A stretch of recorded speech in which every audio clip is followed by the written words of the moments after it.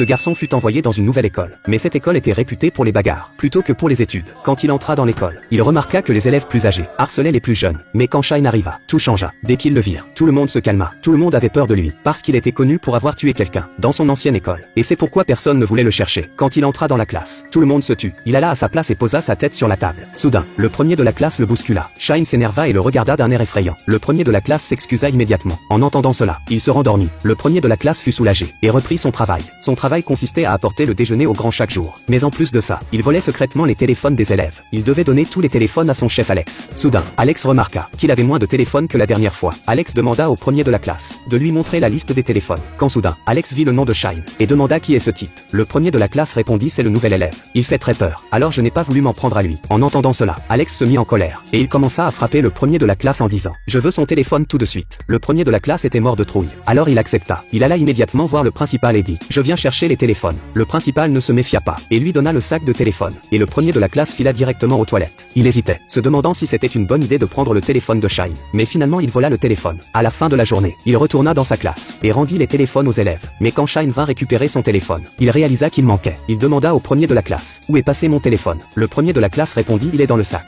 Shine dit: il n'y est pas. Le premier de la classe fit comme s'il ne savait rien et dit: je l'ai juste pris au bureau du principal. Soudain Shine vit que le premier de la classe avait la bouche blessée. À ce moment-là, il comprit ce qui se passait. Shine sortit de la classe et à cet instant, le premier de la classe commença à avoir peur. Il courut après lui et dit: je suis désolé pour ce qui est arrivé à ton téléphone. Je peux t'en avoir un nouveau si tu veux. Mais Shine dit seulement: je sais déjà tout. Puis il partit. En entendant cela, le premier de la classe commença à regretter ses actes. Le lendemain, quand Shine arriva à l'école, il vit qu'Alex harcelait le premier de la classe. Il eut instantanément des flashbacks de l'époque où il était lui-même harcelé. Et soudain, il laissa ses pensées intérieures prendre le dessus.